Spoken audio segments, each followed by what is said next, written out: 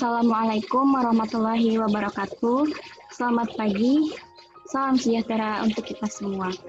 Perkenalkan, saya Balkis Maharani Al-Fadil dengan NIM 2000392 dari kelas 2A Administrasi Pendidikan. Di sini saya akan membawakan presentasi mata kuliah perilaku organisasi dengan tema manajemen konflik dalam organisasi. Adapun materi yang akan saya sampaikan yang pertama yaitu hakikat konflik dalam organisasi. Konflik secara sederhana dapat dimaknai sebagai suatu perselisihan antara kedua belah pihak yang ditandai dengan upaya menunjukkan permusuhan secara terbuka atau dengan sengaja mengganggu pencapaian tujuan pihak yang menjadi lawannya. Sumber dari konflik menurut Robinson, Walton, dan Newton disebabkan karena sebab persaingan terhadap sumber-sumber ketergantungan pekerjaan, kekaburan bidang tugas, problem status, rintangan komunikasi, dan sifat-sifat individu. Lalu di sini ada tahapan konflik. Tahapan konflik yang pertama yaitu tahapan konflik tersembunyi. Dalam tahapan ini, pertentangan belum kentara, tetapi sumber konflik mulai dapat diidentifikasi. Yang kedua, dipersepsikan.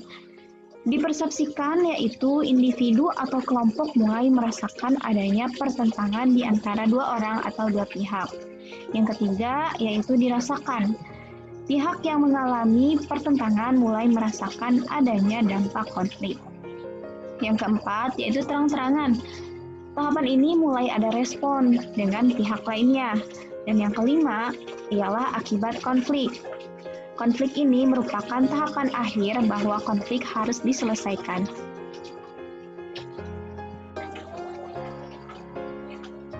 Lalu penyelesaian konflik. Dalam manajemen konflik ada beberapa cara yang dapat dilakukan. Misalnya dengan melakukan penarikan, yaitu pihak yang sedang berkonflik menarik diri, menghindari adanya kontak atau komunikasi secara langsung dengan pihak lawannya agar tidak terjadi konflik yang berkepanjangan. Lalu ada dimensi dalam konflik. Dimensi dalam konflik ini ada dua macam.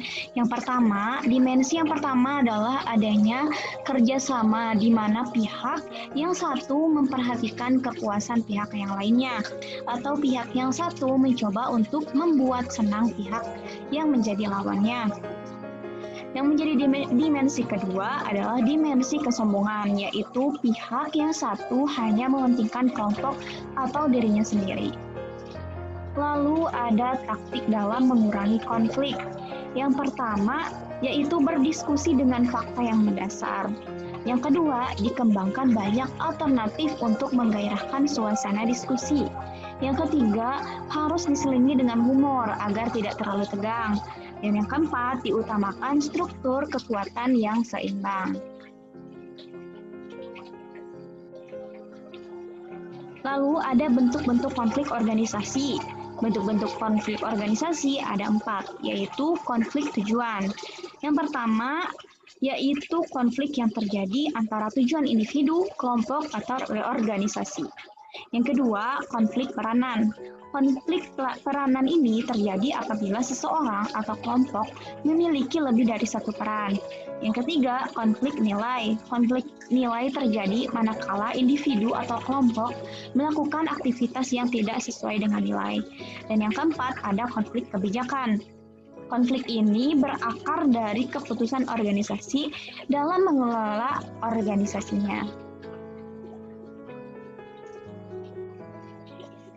Lalu di sini ada pendekatan untuk menangani konflik.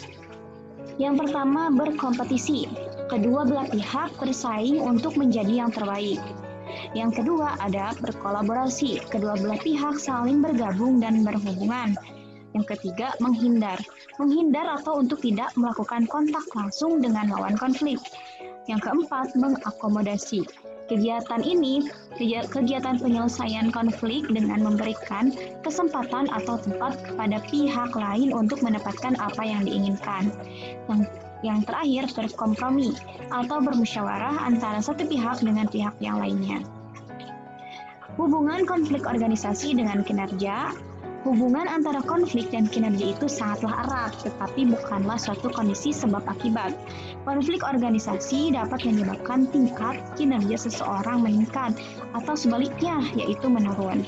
Tergantung pada sejauh mana pihak-pihak yang bersangkutan mempersepsi konflik tersebut. Di sisi lain, tidak semua personel yang memiliki kinerja baik itu bebas dari konflik, bahkan memungkinkan sebaliknya. Mungkin dicukupkan sekian presentasi dari saya. Kepada teman-teman yang ingin bertanya, silahkan tulis pertanyaan kalian di kolom komentar. Sekian dari saya, terima kasih. Assalamualaikum warahmatullahi wabarakatuh.